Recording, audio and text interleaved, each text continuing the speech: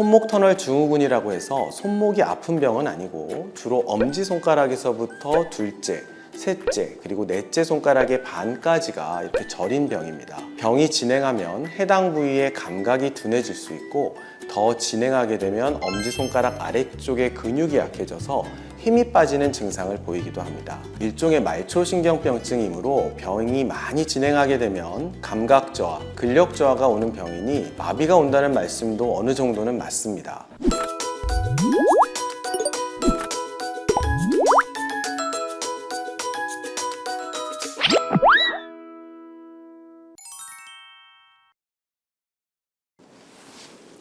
안녕하세요. 저는 평촌 서울 라우병원에서 손과 손목, 팔꿈치 관절을 담당하고 있는 김정환 원장입니다. 증상을 말해줘 나우 시리즈 손과 손목, 팔꿈치 편을 담당하게 되었습니다. 오늘은 밤에 자다 손가락이 저려서 잠을 깨는 증상으로 불편해하시는 51세 박땡땡님의 이야기를 들어보도록 하겠습니다.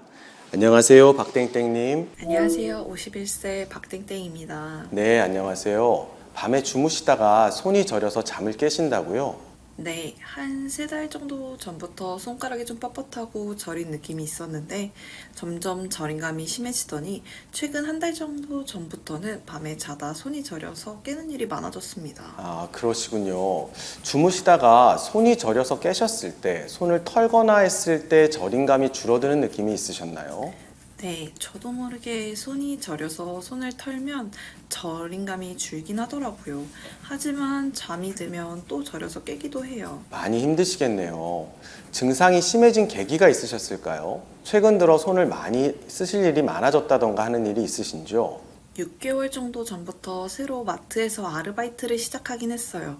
마트에서 물건을 옮기고 하는 일이다 보니 그 이전보다는 손을 많이 쓰긴 합니다. 네, 그럼 그동안 어떤 치료를 받아보셨나요?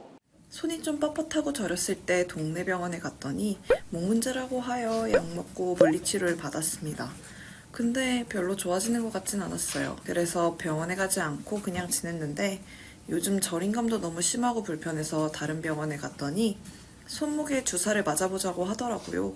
그런데 너무 겁이 나서 맞지 않고 그냥 왔습니다. 혹시 저림감이 있으실 때 손가락 말고 손목이나 팔뚝, 팔꿈치 같은 팔의 다른 부위가 같이 저리는 느낌이 있으실까요? 아니요, 손가락만 저려요. 그럼 손가락 중에 새끼손가락도 저리나요? 아니면 혹시 엄지, 둘째, 셋째 손가락만 저리시나요?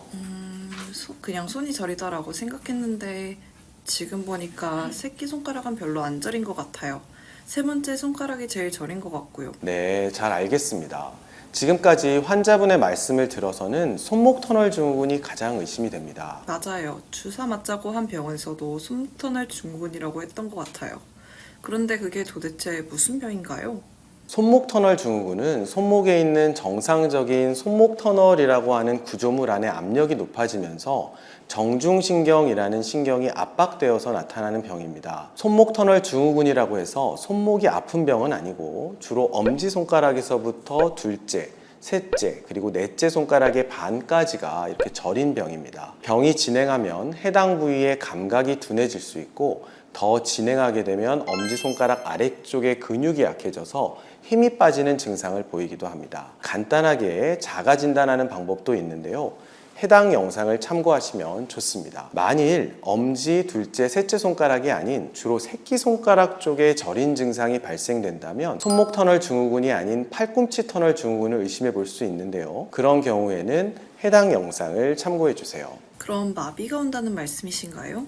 일종의 말초신경병증이므로 병이 많이 진행하게 되면 감각 저하, 근력 저하가 오는 병이니 마비가 온다는 말씀도 어느 정도는 맞습니다. 혹시나 말초신경병증에 대해 좀 더 자세히 알고 싶으시다면 해당 영상을 참고해 주세요. 감각 저하나 근력 저하가 발생된다고 해서 많이 걱정하시는 경우가 많은데요. 적절히 치료받으시면 다시 회복될 수 있고 무엇보다 아직 박땡땡님의 경우 아직 그 정도까지 진행되지는 않았기 때문에 지금 꾸준히 치료를 받으시면 충분히 좋아지실 수 있습니다. 이런 병이 왜 생기는 건가요?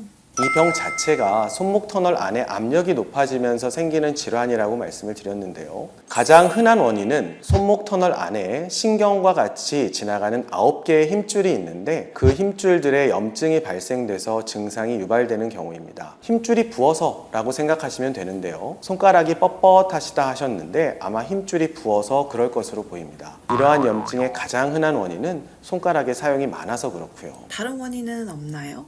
물론 다른 원인들도 있습니다. 손목 터널 안에 압력을 높일 수 있는 다른 여러 원인들이 있는데 손목 터널 안에 혹이 생긴다거나 다쳐서 터널 안에 피가 고인다거나 하는 물리적인 원인도 있을 수 있고요. 오랜 시간 동안 손의 과사용으로 인해서 손목에 있는 인대가 두꺼워지면서 압력이 높아질 수도 있습니다. 그렇기 때문에 정확한 진단을 내리기 위해서는 병원에서 환자분의 증상도 보지만 MRI나 초음파 같은 영상검사나 신경검사 등을 통해서 확인을 해야 됩니다. 그럼 저는 어떤 치료를 받아야 하나요? 주사를 맞아야 하나요? 보통 진단 후 처음 하는 치료는 소염제와 신경 관련 약물을 드시면서 보조기 같은 것으로 손의 사용을 줄이는 것이 일반적입니다. 하지만 이러한 치료에도 호전이 없거나 또는 증상이 너무 심해서 힘들어 하시는 경우에는 저도 주사 치료를 권해드립니다. 물론 주사 전에 영상검사 등을 통해서 다른 원인에 의한 손목 터널 증후군은 아닌지에 대한 감별은 필수적입니다. 또한 조절되지 않는 당뇨라던가 특정 질환이 있으신 경우 등에는 이런 치료가 제한될 수가 있겠지만 일반적으로 스테로이드 등의 국소 주사 치료는 효과적인 경우가 많습니다. 어떤 사람들은 터널 증후군은 결국 수술해야 한다고 하던데요. 지금까지 말씀드린 치료로도 증상 호전이 없거나 또는 증상이 악화되어서 감각이 떨어지거나 힘이 빠지는 경우에는 수술이 필요할 수 있습니다. 하지만 저림감만 있는 경우에는 수술 없이도 나아지실 수 있으니 꼭 치료를 받으시는 것을 권장드립니다.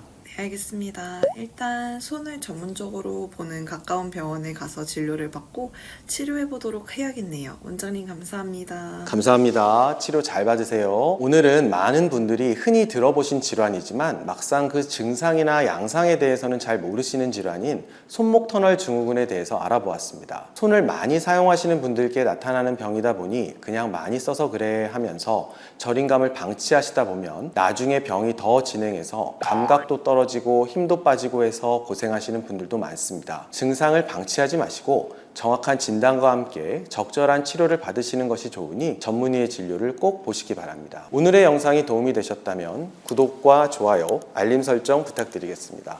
감사합니다.